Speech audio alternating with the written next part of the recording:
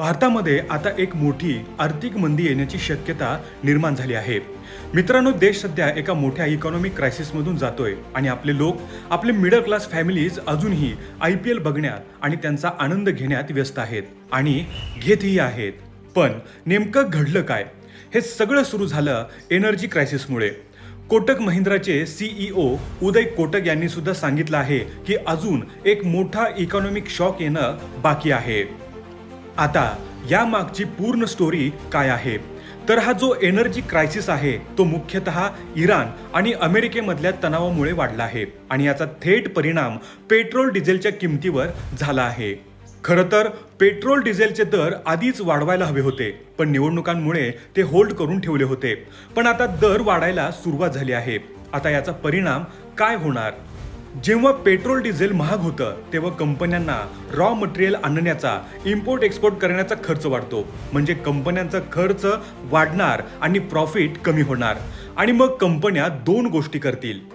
पहिली म्हणजे प्रॉडक्ट्सचे दर वाढवतील, ज्यामुळे महागाई वाढेल. आणि दुसरी म्हणजे खर्च कमी करण्यासाठी लोकांना नोकऱ्यांमधून काढायला सुरुवात करतील, कारण कंपन्यांना त्यांची प्रॉफिटेबिलिटी टिकवायची आहे. आता जर लोकांच्या नोकऱ्या गेल्या तर लोकांनी बँकांकडून होम लोन घेतलेले आहेत, पर्सनल लोन घेतलेले आहेत, कार लोन घेतलेले आहेत, पण नोकरीच नसेल तर EMI कशी भरायची? आणि जेव्हा मोठ्या प्रमाणात लोक EMI भरू शकणार नाहीत तेव्हा बँकांचे NPA वाढतील, डिफॉल्ट रेट वाढेल. अशा परिस्थितीत जर लोक FD मधले पैसे काढायला लागले, सेव्हिंग अकाउंट मधले पैसे काढायला लागले तर बँकांकडे पुरेसा कॅश फ्लो नसेल.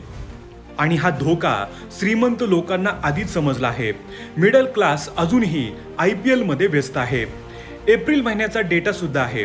1 एप्रिल ते 15 एप्रिल या फक्त 15 दिवसात देशभरातून तब्बल 61,000 कोटी रुपये बँकांमधून काढण्यात आले आहेत. लोक आता जास्तीत जास्त कॅश हातात ठेवणं पसंत करत आहेत. अर्थात ही श्रीमंत लोकांची गोष्ट आहे.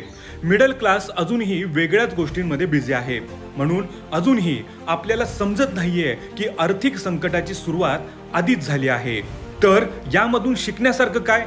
सगळ्यात आधी फालतू खर्च कमी करा. आपला इमर्जन्सी फंड मजबूत ठेवा आणि जर अजून इमर्जन्सी फंड तयार नसेल तर आजपासून तयार करायला सुरुवात करा. शक्य असेल तर थोडा जास्त कॅश हातात ठेवा, अर्थात इन्कम टॅक्सचे नियम लक्षात घेऊनच. आणि सगळ्यात महत्त्वाचं, स्वतःसाठी एक एक्स्ट्रा इन्कम सोर्स तयार करायला सुरुवात करा.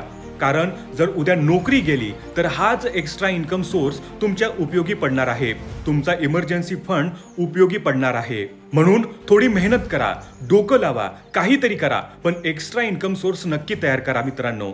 कारण आर्थिक संकटाचा धोका आहे आणि त्याचा परिणाम नोकऱ्यांवरही होऊ शकतो.